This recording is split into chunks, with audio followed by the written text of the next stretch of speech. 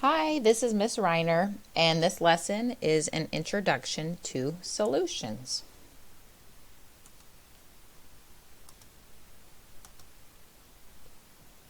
So before we dive in, just had a quick question.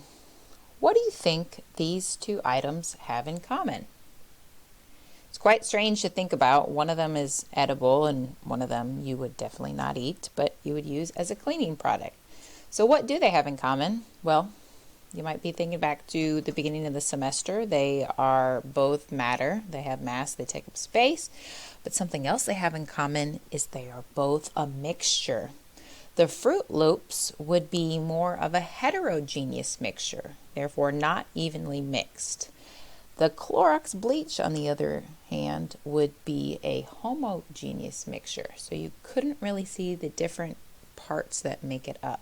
So we're going to focus mainly on that today.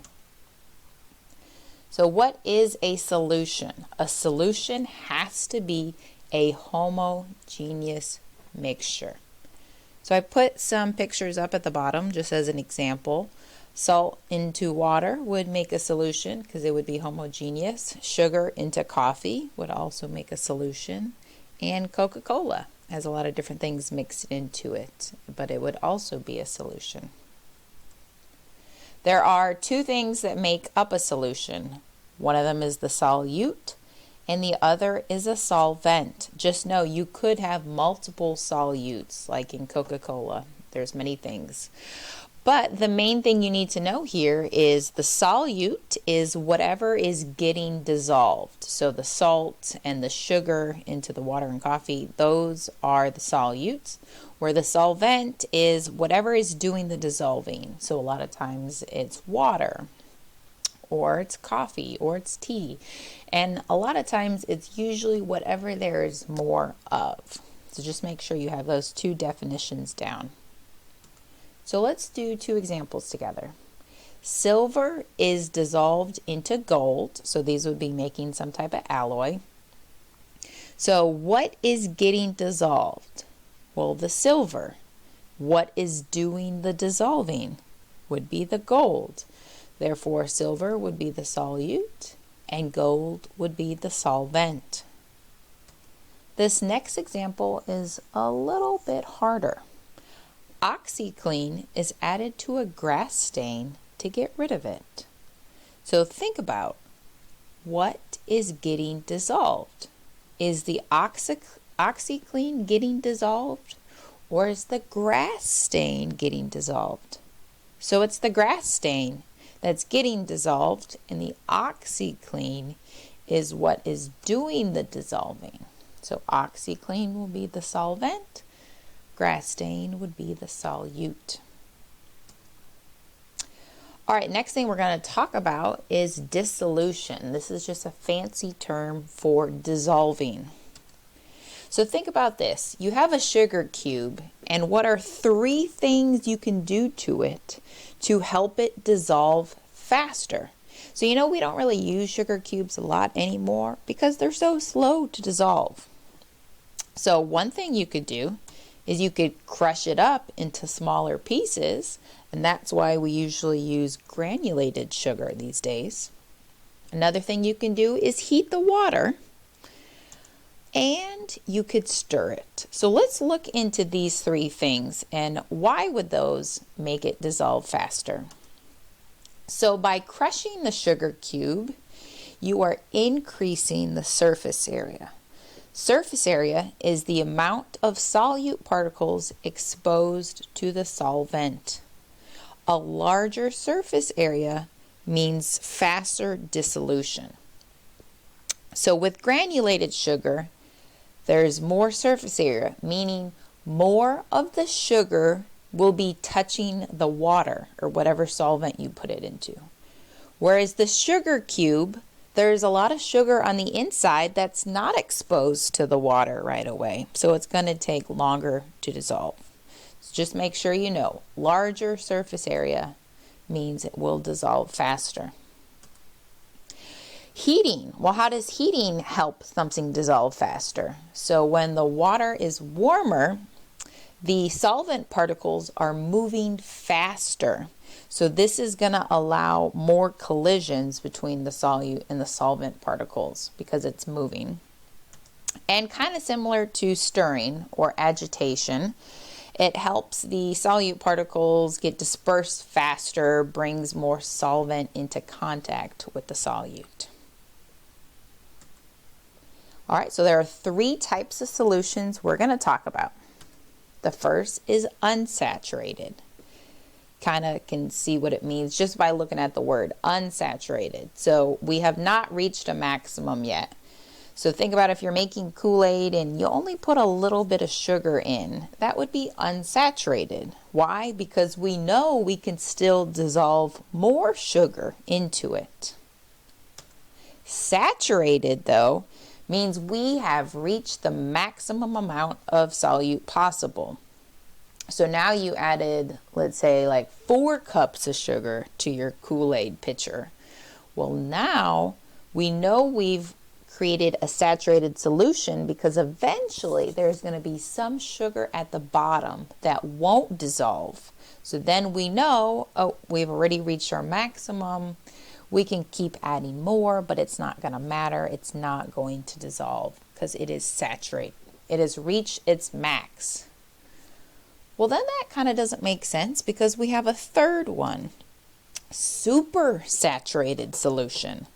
This means there's more solute than what is normally possible, so more than predicted. So if on a solubility curve it says we can dissolve 100 grams, but somehow we dissolved 120 grams, that would be supersaturated. And in a minute, I'm going to tell you how you could make a supersaturated solution. But first, let's look at these 2 beakers. One of these is unsaturated and one of them is saturated.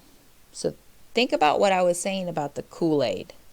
How would you know that something is saturated? How would you know you can't add any more? You would know when you start to see extra left at the bottom. No matter what you do, you cannot dissolve any more solute. So beaker D would be saturated. So beaker C would probably be unsaturated. We could add a little bit more.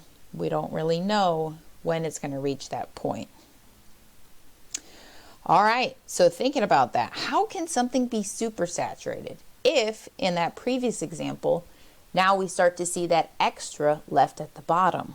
Well, has to do with heat. So keep in mind, not every mixture could be supersaturated, but some can when they are heated up. Then you know you're going to have a supersaturated solution because when it's disturbed, I'll talk about what that means, crystals are going to form. So over on the left here, you'll see these are borax ornaments. Borax is a type of laundry detergent powder. So we would normally do a lab with this where we heat up some water and then we add a huge amount of borax to that water. It all completely dissolves. We put some pipe cleaners in that solution and then overnight as it cools, aka that's it being disturbed, as it cools, the extra borax crystallizes out onto these pipe cleaners and it makes these pretty ornaments. You might also be thinking, I've seen crystals before, rock candy.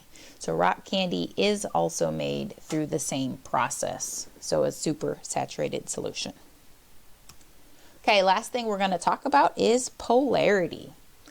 Polarity of a molecule is determined by the electronegativity values of the atoms in that molecule. So don't start thinking we're about to talk about trends and electronegativity values again. This is just background, okay? So the electronegativity values affects the shape of the molecule, and this kind of determines what solutions can be made.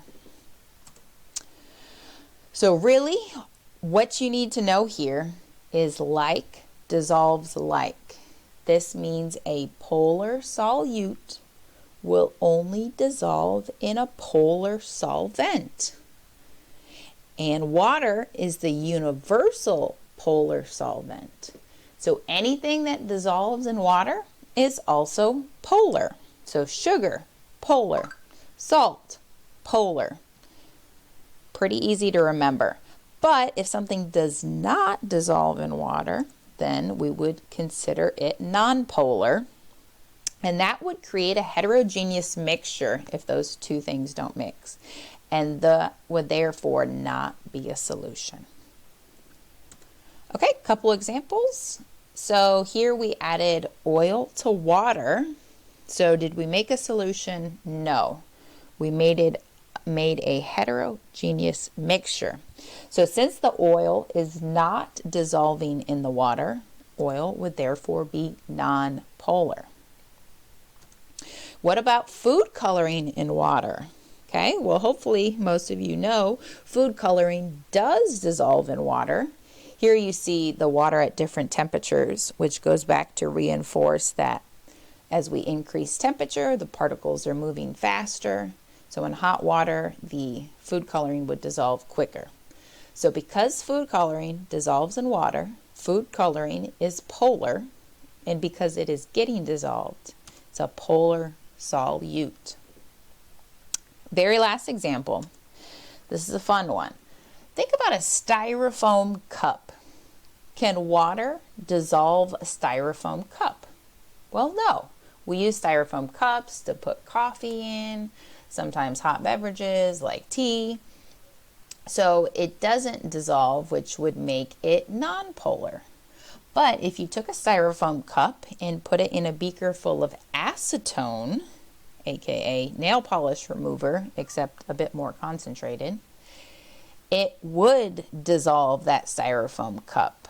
So these two would both be nonpolar, but styrofoam is the solute because it's getting dissolved, whereas acetone would be the solvent because it is doing the dissolving. All right, thanks for tuning in.